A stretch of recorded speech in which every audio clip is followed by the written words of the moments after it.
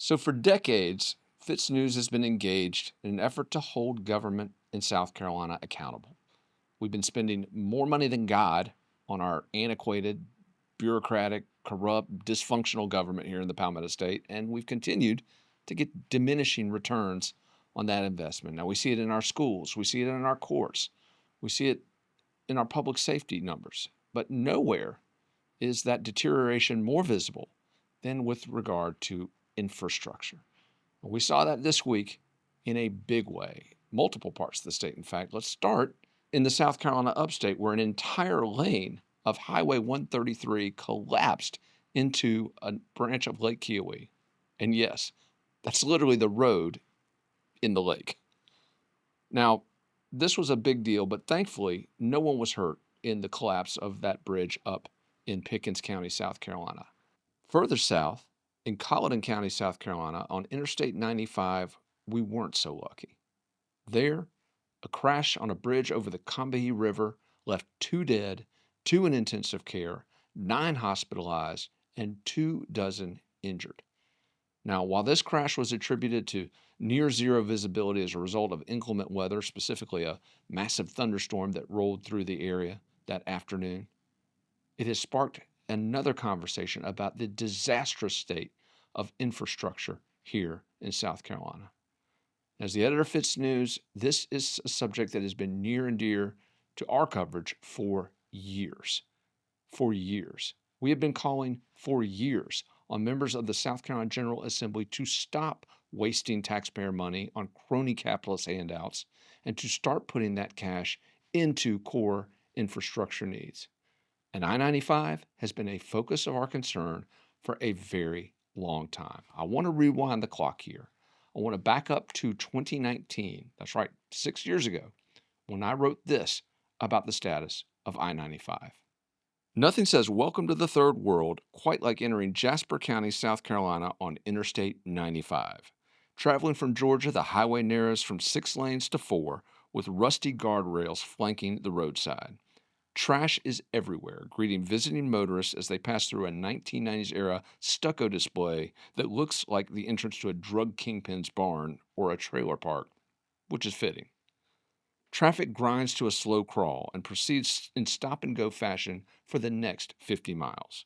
Worst of all is the pavement, which resembles an Afghan airstrip following a sustained bombing barrage. Seriously, from Miami to the Savannah River, Interstate 95 is smooth sailing. But the moment you see that Welcome to South Carolina sign, everything falls apart, including the alignment of your vehicle and your spine. Folks, I wrote this back in 2019, and in that column, I called on state lawmakers to prioritize infrastructure investments where they are needed most. They didn't listen. And they still haven't listened. And as a result, projects like the widening of 95, which, by the way, is finally being undertaken thanks to the pushing of State Senator Tom Davis down there in Jasper County, South Carolina. They're finally spending money to widen that bridge over the Savannah and to widen lanes on 33 miles of Interstate 95 where the worst of these accidents occur. But it has been pulling teeth to get them to do that.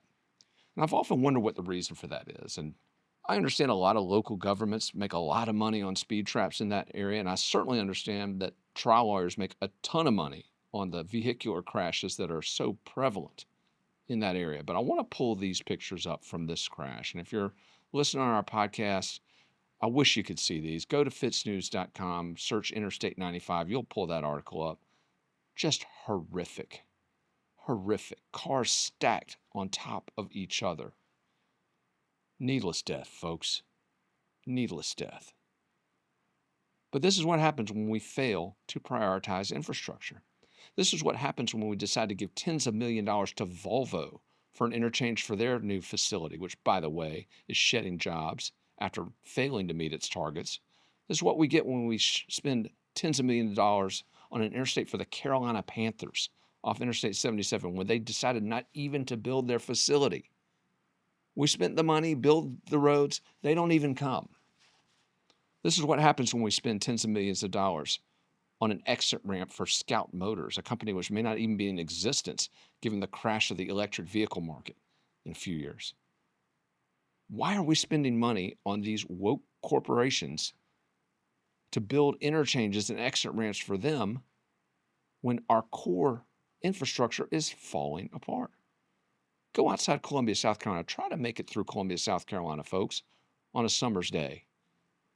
It's impossible. Malfunction Junction will choke you out. There is no way to get through there without waiting an hour. Now, again, there's a project underway to fix that, but as we reported last year, when that project began, it was decades overdue. And that's the real problem that we're confronted with here, folks, is the fact that these are projects which should have been undertaken in the 90s, in the early aughts. These are projects which should be completed years ago, not years from completion. But that's what we're dealing with. Because again, in South Carolina, a state where, by the way, we have raised the gas tax 71% over the last 6 years, ostensibly to, quote, fix our roads. They haven't been fixed. They're literally falling in lakes and crumbling like, again, an Afghan airstrip. This starts with you demanding better, people. It starts with telling lawmakers in Columbia, enough with the trial lawyer protection racket, enough with the crony capitalist interchanges, and enough with blowing money on stuff we don't need, like lesbian Sanskrit professors at the University of South Carolina. Shouldn't we put that money in maybe paving some potholes or widening a little bit of interstate down there in Jasper County? These projects will save lives, whereas continuing to prioritize crony capitalism will continue to cost lives. You got a choice, South Carolina. You can continue to elect the same jokers who have been rubber stamping these wasteful projects for years, or you can throw those bums out on their ass and put in legislators who will prioritize core infrastructure needs. It is a binary choice, folks. If you've got lawmakers with a record of voting for these state budgets year after year, which have perpetuated this infrastructure debacle, again, when that guy comes into your neighborhood, when that woman knocks on your door and asks for your vote, yeah, tell them where they can go, which, by the way, is a nice trip on the current Interstate 95. Tell them where they can go and elect someone who will, for once, put public interest first when it comes to our infrastructure. Count on FITSNews again to continue not only reporting on these tragedies that unfold on South Carolina's highways, or let's call them what they are, dyways, but also to hold those accountable who have failed to prioritize our state's infrastructure.